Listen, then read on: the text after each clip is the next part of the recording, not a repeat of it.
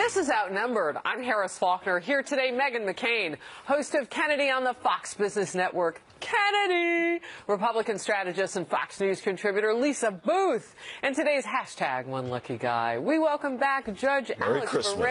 Aww, on the day after. And he's outnumbered. Hey, great to have you. It's great to be here. Thank you. Yeah, we Everybody looks appreciate wonderful. Look at this. Flying in on the back of Santa's sleigh as he was finishing out yesterday. Hanging on. All right. Glad you made it here safe. I'm glad to be here. This is always fun. All right. Especially on Boxing Day. That's what I was going to say. All right. Well, here's another day.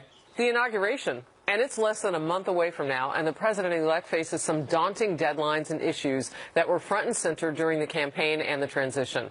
On the list, Obamacare, illegal immigration, and nominating someone to replace the late Justice Antonin Scalia on the U.S. Supreme Court. The Trump team released a list of people under consideration for that job, and in one of the presidential debates, he named Dianne Sykes and Bill Pryor. Those justices are still considered frontrunners for the spot. William Pryor is on the 11th Circuit in Birmingham, Alabama. That's also home of Mr. Trump's nominee for Attorney General Jeff Sessions. Pryor is a staunch critic of the Roe v. Wade abortion decision. Dianne Sykes is on the 7th Circuit Court in Chicago. She's a big supporter of the Second Amendment rights, but some point to her age, 59, as a liability when it comes to a lifetime appointment. And while he's not officially on any list, another name being floated, you may recall him being called Lion Ted a few times. Senator Ted Cruz, who once clerked for Justice Sandra Day O'Connor.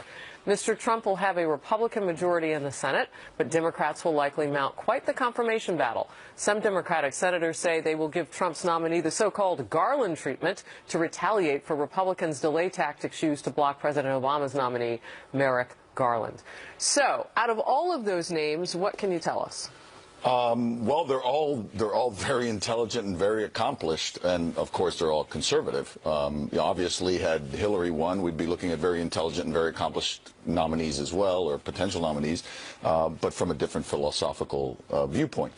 Sykes, I think, would be a great choice. I think she'd be an excellent choice. You know, one of the things that people don't consider is, in addition to their judicial philosophy, you want a jurist who can communicate to the others, because a lot of what happens is, and I don't want to call it horse trading, but you know, a lot of the justices, when they get into caucus, they need to be able to convince the other justices, look, you know, my viewpoint is the one you should adopt instead of taking off in this other tangent. And, you know, being controversial, being conflicted, I know Ted Cruz's name was mentioned, he's also very, very smart and brilliant guy.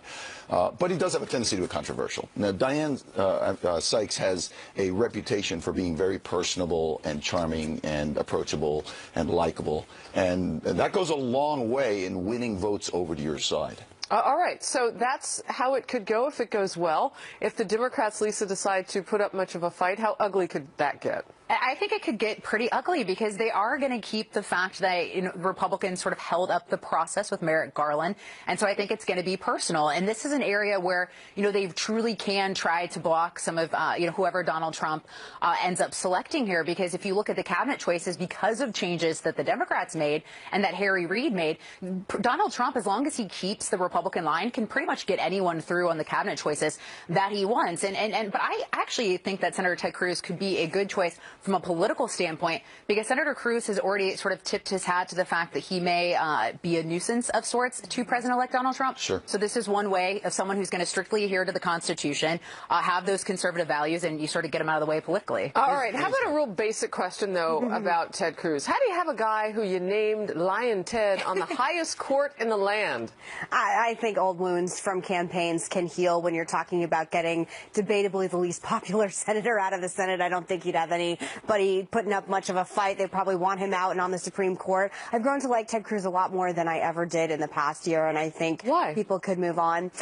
Because I was one of those, as you know, I was not a huge Trump supporter throughout the entire election, and I thought he was speaking for a lot of us that, you know, hold true to our conservative beliefs, that had questions about Donald Trump, and I ended up liking him more than I would have. I was the one person who defended him on this very show at the convention after his drop the mic speech. So I learned to like like him a lot more than I once did. But I actually think it's a great choice politically as well. He's very well aligned, with conservatives across the country. And when you're talking about issues like Second Amendment rights and Roe versus Wade, these are hot-button cornerstone issues that he adheres well to. So, Kennedy, that's what I want to ask you about. There's certain ways that a Supreme Court can have a lot of influence on our lives as citizens. Certainly. What are some of the big issues that you think we'll look forward to seeing this court tackle? Well, I do think that Roe v. Wade will be an incredibly important issue, and I think that's going to come up a lot, especially if Pryor is nominated. I agree with the judge. I would like to see Dianne Sykes have her day in court, or in the Senate, as it were, because I think that you need someone who's really strong on the Second Amendment. And also, I want to see how much of a constitutionalist she really is. And I think there are some really important questions that both sides need to ask. And one of the things that President-elect Trump has promised to do is put not only a constitutionalist, but an originalist up in that all-important robe. And I think that's very critical at this point, when we have so many issues that are still, because we've had this split court, whether it's immigration, marijuana still has a lot of vetting to be done on the state level versus the federal level. Right. And we'll see if the court will take something like that up again. But to Megan's point, Ted Cruz, he is a constitutionalist. This is not a political appointment for him. And I think it would be very interesting to see what he would do as a jurist versus as a politician. Yeah, I'm fascinated to see how it ultimately all plays out. All right, meantime, as a new president and a new Congress take office in January, among the most pressing issues will be the future of Obamacare. Donald Trump, on the campaign trail and in the weeks since the election, has repeatedly promised to repeal and replace President Obama's signature legislative achievement in his first term. Real change begins with immediately repealing and replacing the disaster known as Obamacare. Insurers are fleeing, doctors are quitting, and deductibles are going through the roof. Yet Hillary Clinton wants to double down on Obamacare. I'm asking for your vote so we can repeal and replace Obamacare and save health care for every family in New Hampshire and in our country. However, despite his vow to get rid of Obamacare, President-elect Trump has hinted at keeping some of its most popular provisions, like the pre-existing conditions clause and allowing those younger than 26 to remain on their parents' insurance. Kennedy, I'm going to go to you. Do you think anything less than a complete and utter repeal of Obamacare, do you think his core base will be angered? I don't know if they're going to be angered. They have a way of rationalizing some of the decisions that he's made. But I tend to agree with the base on this one. I would like to see the whole thing scrapped, because I think it's so expensive. We've seen so much consolidation alone. And these health service providers, doctors have been consolidating with these giant conglomerates. And that's one thing that has really compromised healthcare and made it more expensive, and also offered fewer choices. A lot of people, especially on the left, like to say 20 million people are now insured. Well, most of those people are actually on Medicaid. And, they're not serviced by private insurance at all. So many private insurers are pulling out of it. So I think, if you try and just hack off pieces of it, it's going to bleed to death anyway. So you may as well start over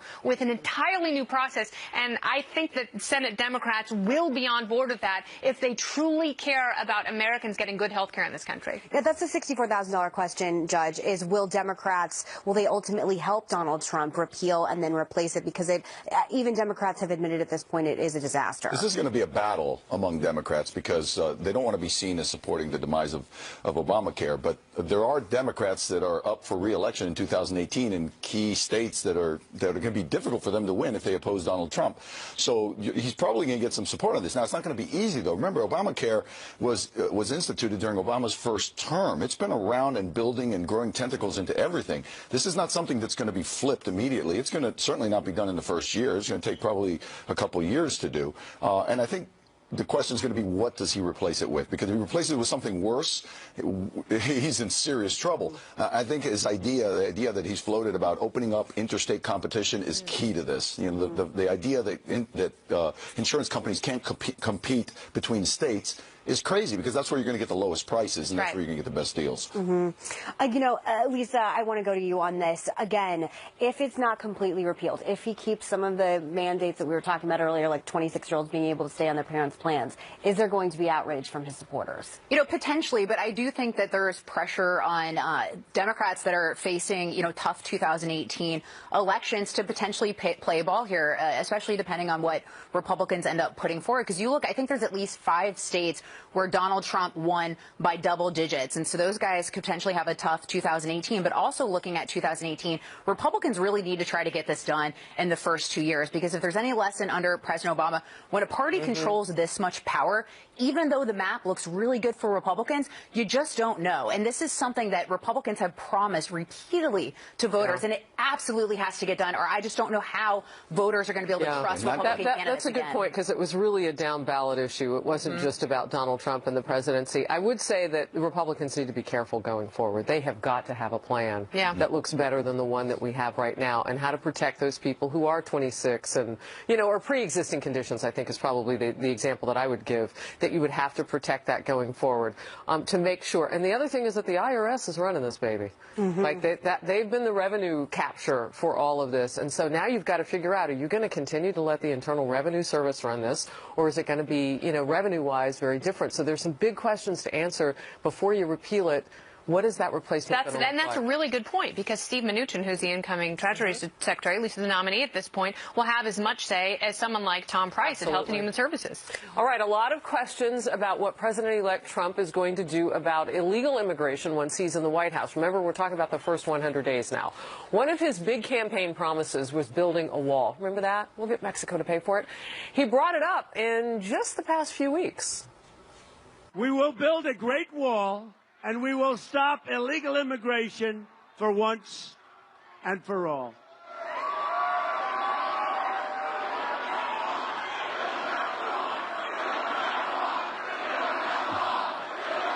We're going to build that wall. We're going to build a wall. It's going to be a great wall, and it's going to have big, beautiful doors in it, because we're going to have people coming into our country. But they're going to come into our country legally. But in a 60 Minutes interview after Election Day, Mr. Trump sounded like he was walking it back a bit. Well, we'll just read you the quote, you decide. But certain areas, a wall is more appropriate. I'm very good at this. It's called construction. There could be some fencing. Before the election, Mr. Trump also talked about deporting illegal immigrants. Anyone who has entered the United States illegally is subject to deportation. That is what it means to have laws and to have a country. Otherwise, we don't have a country. Also in that 60 Minutes interview that aired November 13th, it sounded again like he was softening his stance, saying this: what we are going to do is get the people that are criminal and have criminal records, gang members, drug dealers, where a lot of these people, probably 2 million it could be, even 3 million, we are getting them out of our country, or we are going to incarcerate. Okay, that last part, you were a police officer before you were a judge, so that incarceration, we could see lots of numbers of people if it's really 2+ million people. Yeah. What does the deportation reality look like? Well, the deportation reality of 11 million, it looks very We're talking specifically about the criminals. Because I want to know why it's not happening now in bigger droves. Well, there's probably a few reasons why it's not happening now. That's not the focus of this administration. But one of the things I think that Trump could do that would kill 2 birds with 1 stone is pair up immigration with the gang units across the country. There's so many gangs out there that are stocked with illegal immigrants and are just decimating communities. Pair up with those gang units and just sweep across the country, ripping those gangs apart. Those are deportations nobody would argue against. Who would say, no, we want to keep a gang member here? And you could clear out so many criminals at the same time as you're dealing with the fact that they're here illegally. That would be the first step I would recommend. As far as his wall, frankly, if he seals that southern border, people aren't going to care if it's a wall, a fence, or a bunch of angry grandmothers with rolling pins. As long as that border is sealed, they're going to be happy that it was sealed, regardless of all the talking back and forth about whether it's a wall or a fence or electronic surveillance or whatever. Right now, we have a section of the lower United States of about 1,100 miles. That's the distance from Miami to New York. That is completely open. Yeah. completely open. All right, so we have homes on the border state of Arizona. You grew up there, and so I've got family there as well. We know this issue. Nogales, down in those areas that are so porous, we know this issue well. Yeah, I mean, this is the most emotionally turbulent issue, I think, that exists in the United States in current American politics. I've never seen people react the way they do to issues on illegal immigration. Donald Trump ran. First speech he ever made, coming down those golden stairs at Trump Tower saying, you know, illegal immigrants were criminals and rapists, promising to build this wall. And much like the question we posed in the last segment, if he doesn't deport all these illegal immigrants, and we had Judge Napolitano on the couch who said it would cost $250,000 per illegal immigrant to deport them. If he doesn't go up on this promise and end up deporting everyone, will his base of supporters care? And the devil is in the details on this, the logistics on this. When you're talking about DREAM Act students, when you're talking about people staying here on extended visas illegally, there's a lot of nuance in this, and it's not just criminals and rapists. And I'll be curious to see how people react to it, because I just don't see how it's logical for him to deport all 11 million illegal immigrants. But I think he's also already signaled a change in this administration, obviously based on all the rhetoric and the things that he said throughout the campaign, but also in his cabinet choices, because General Kelly is going to approach this from a military standpoint. This is someone who's very familiar with Latin America. This is someone who has worked in the Middle East, who's going to see the southern border as a possible, threat to our nation from a, potential terrorist activity. And so I think that approach is going to be different. In regards to the wall, I think there's going to be the will of Congress in potentially doing it. I believe there's existing law that Donald Trump could utilize, but he's going to have to appropriate the money from Congress. So there is going to have to be buy-in from Republicans on the Hill to get that done. All right, we've got to move on. I promise you're next. Yay! When we come back, I love her. A potential showdown looming on Capitol Hill. What? As some of President-elect Trump's cabinet choices are expected to face major pushback from Democrats. Plus, Americans handing a record amount of our hard-earned dollars